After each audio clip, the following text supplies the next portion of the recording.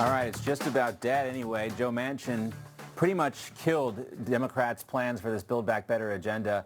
It was supposed to pass before Christmas not too long ago, but it doesn't look like it's going to happen before the end of the year. Congress goes on Christmas break starting Tuesday, so this means there's very little time on the calendar. A problem for the Democrats, putting Build Back Better on next year would hypothetically drain the legislative momentum. It means, it's election year in 2022.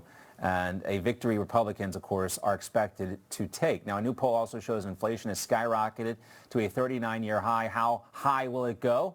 Nearly half of Americans feel the actions by Biden are only making things worse. 47% of registered voters believe the administration is hurting the economy's ability to get these rising prices under control. Also, 46% say Joe Biden's massive social spending program will just make things worse. It's time for a Money Huddle. Let's welcome in Seth Denson, Newsmax contributor, and also America's accountant, Dan Geltrude. He's a CPA and founder of the Geltrude & Company accounting firm. Great to see you both.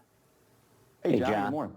Is anyone else surprised by these poll results? They sound kind of low, actually, considering there are so many people smarter than myself, like Stephen Ratner and Larry Summers, who say, yes, this is in fact directly a result of Joe Biden's policies and this, just wide open pocketbook the Democrats have. I think when we started in terms of the pandemic, getting things rolling in a direction in terms of making it difficult for supply, John, yes, we could say, okay, the pandemic. However, the reaction to the pandemic is now the biggest problem. We need to open up the economy, and by doing that, we need to get people back to work. That is what's causing a lot of the problems on the supply side. We need people to go back to work so we can produce and provide services. This is a quick draw competition, of course, and Dan won that round, but go ahead, Seth. Yeah. No, listen, I agree with a lot of what Dan said. And I would preface this by also saying we were giving out way too much stimulus money during the last administration. We never needed to do that. The American Rescue Plan, though, that President Biden signed, just doubled down on us overspending and not focusing our dollars where they were needed. Washington, since the beginning of this pandemic, has felt that throwing money at the problem was the solution, as opposed to finding ways to prop up the economy by way of managing and helping small businesses, and also recognizing we were going to have a massive supply chain problem when you shut it off and then ask the global supply chain to turn back on. That's where the focus wasn't. It wasn't there from the beginning, and it isn't there now. And this this Build Back Better, will not impact supply chains in a positive way at all. I'm not going to quote it here because I don't really have the exact numbers. All I can tell you, and I saw it yesterday, Dan, there was another poll that talked about, it was something like it was 2 to 1 in terms of Americans feeling like they're affected by inflation right now. When they go to the grocery store, it's affecting them negatively. They feel it. They're not happy with it. And that's really what matters here, is how you feel. As James Carville said, it's the economy, stupid. It has been. It always will be. When voters go to the polls, the number one question that they take with them is, am I better off than I was 4 years ago or 2 years ago in 2022? And it's not looking good for Democrats right now. Well, it's not. And look, this played out exactly that way related to President Trump. Before the pandemic hit and ultimately the economic problems that ensued and those challenges and inflation and everything we're starting to see, that is what cost President Trump the election.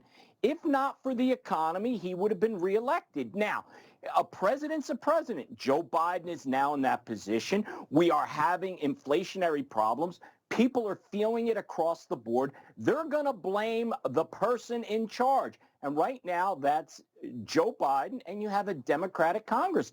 They're going to take the hit. And right now, rightly so, unless they're going to change policies in order to change the direction of inflation. If that doesn't happen, John, inflation will continue, and Democrats are going to pay the price come the midterms. I think it's very clear. David Bowie, Seth, sang about changes once upon a time, not easy to do.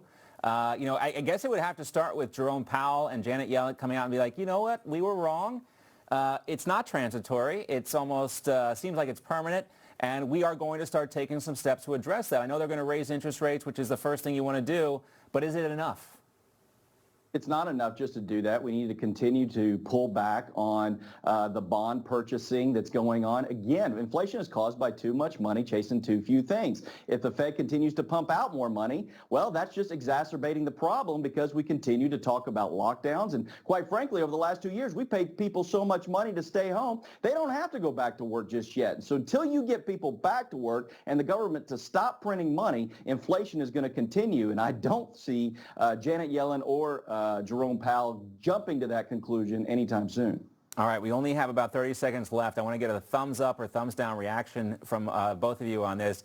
Jay Powell yesterday, or I think maybe today, said cryptocurrencies not a real threat to our economic system. Do you guys agree with him? Thumbs up, thumbs down.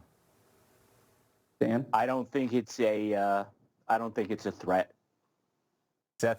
Come on, Seth, you got it. Seth, Come on, give us a better answer than that. You got to pick one. All right, thumbs down. I like it. It is a threat because people are spending too much money on that. All right, good stuff. Great to see you both. A real pleasure. Gentlemen, Merry Christmas if I don't talk to you before the holiday. Thanks, John. All right, we got another hour coming up. Actually,